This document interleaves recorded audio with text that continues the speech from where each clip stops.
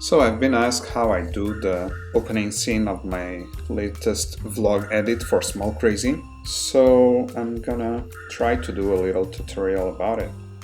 So first, let's do a new library. Let's import media. Yeah, this is the one that I want. Let's import and then close this. Just gonna use the GKL to play backwards, K to stop, L to play forward. So I'm gonna keep watching it, and as soon as the image is stable, I'll put my in point with I. So I set the in point. I'm gonna keep looking for the moment to insert the out point. Okay, so I press L to go forward, J to go backward, and I'm gonna stop just before this. Okay, stop, press O, and I have in and out point. Now I just need to drag this here. Oh, let me do a new project. I'm gonna work in 4K and 25p. Okay, I'm just gonna drag this down here. Okay, so now I have approximately 18 seconds of footage. I'm gonna do several things.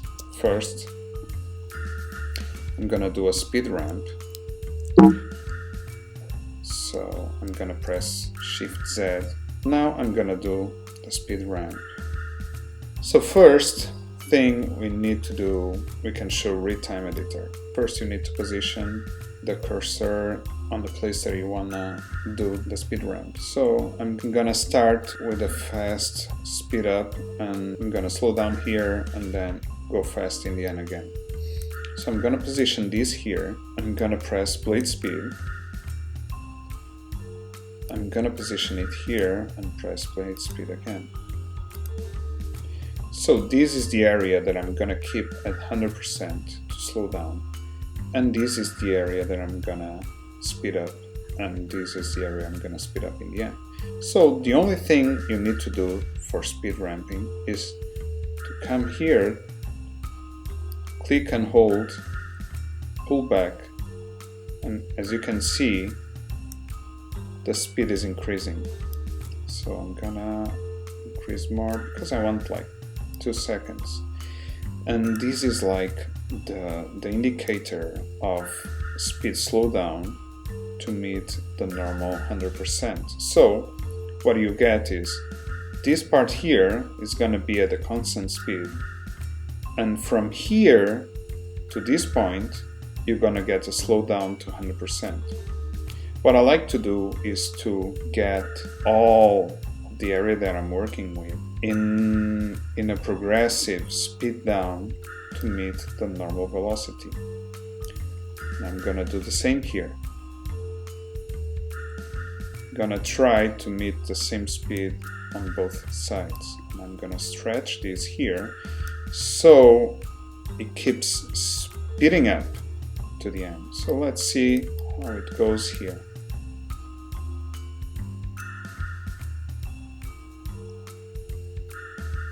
So let's see it again. As you can see, the car slowed down and then speed up again. It looks good, but I want it to be faster. So I'm gonna zoom in again. You can use this. You can just drag this. So what I'm gonna do again is to select again this and stretch it down again. I'm gonna do the same here. So I have speed increase to 3000 here, and let's try it again.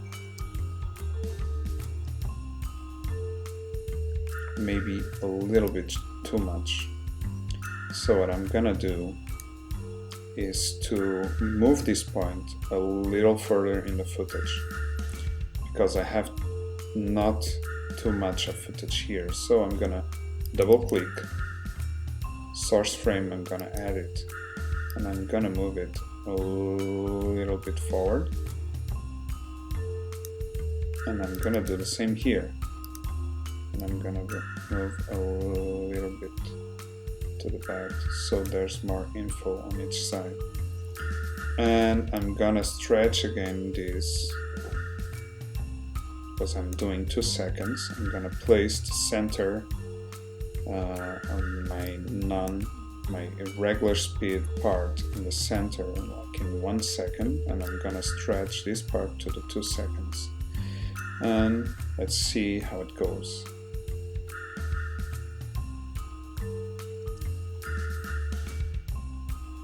Maybe I'll do 3 seconds. So I'm gonna stretch half a second, and I'm gonna stretch the other half a second here.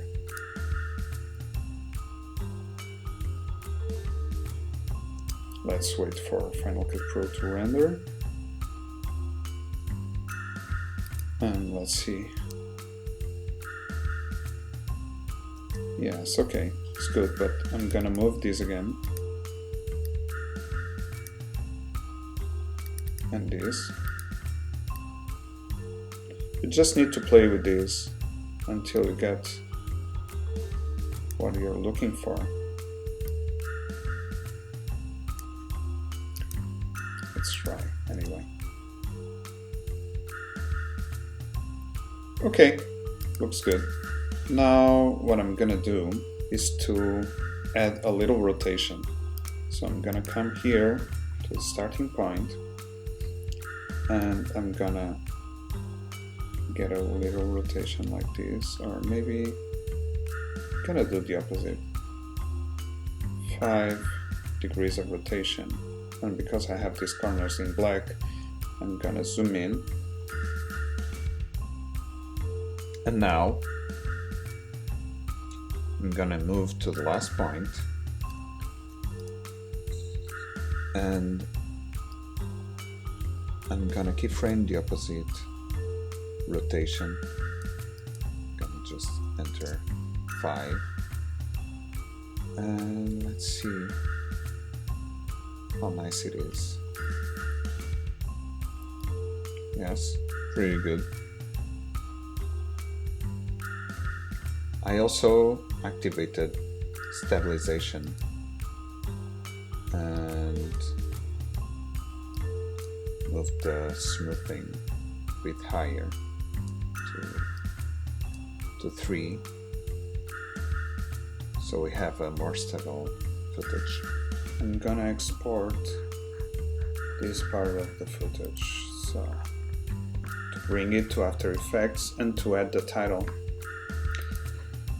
So I'll just do, let's see, master file, maybe this one, settings. Yeah, I'm gonna use ProRes because After Effects will be faster with ProRes because it's not as compressed. I'm gonna keep the resolution. We just need video. That's it. Let's do next. Clip for title. I'm gonna save it. Let's see. Yeah, that's nice. So here we are in After Effects, and I'm gonna just import. A file, clip for title.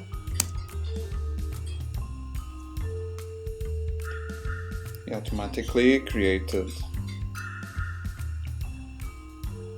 a new composition, and now it's very, very simple. And here on the right you have a tracker. So you want to track camera and wait for it to analyze in the background. You can see here what is going on. This will take some time. Okay, and now that the camera is solved, you can see that the points tracked perfectly, And now we need to choose a place to drop the text. And as you can see, this target, you're gonna have to select one. Pretty much any of it will work, but let's select one that is more parallel to the point of view. Can be this one. Gonna select it, and I'm gonna create text and camera. So now I have this text, and I'm gonna edit the text. I'm gonna turn the text white. Okay, maybe just reduce. I'm going to reposition it. I'm going to select the pointer here, and I'm gonna place it here. I'm gonna rotate on the Z point. I'm gonna place it like this, and I'm gonna type Douro Valley, and let's just try to see. That's pretty much it. You can select the rotation tool, do a little bit of rotation if you want. You can just pop it like this, and you'll see that it keeps really awesome because you have more movement of the text, and it's really like it's there with the camera. Yeah, but I'm gonna put it a bit lower. Yeah, like this. I'm gonna move it a little bit to the left. And now I'm gonna just duplicate this layer. Maybe edit. Okay, here. Duplicate. So this is gonna be the shadow. Douro Valley. Let's rename shadow. And I'm gonna pull the Douro Valley up using the pointer. And I'm going to change the properties of the shadow. First, I'm gonna make it black to look more like a shadow. I'm gonna add an animator here, blur. I'm gonna blur it up. Yeah, that's good. Just check here. Yeah, it looks good. Just a bit too dark, so I'm gonna reduce the opacity. You have a little bit of more depth. As you can see, if I turn off this, it looks way better with the shadow.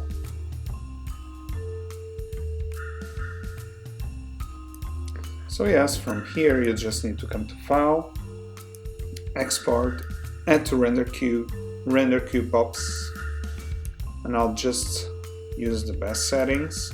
Here I'm gonna use a custom, and I'm gonna select Format Options, QuickTime, Format Options, gonna record in Apple ProRes.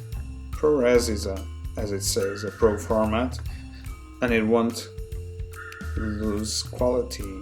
I'm gonna press OK, and for title, with title, save. I'm gonna press render, and it's rendering at full resolution. Now back to Final Cut. I have here my new clip.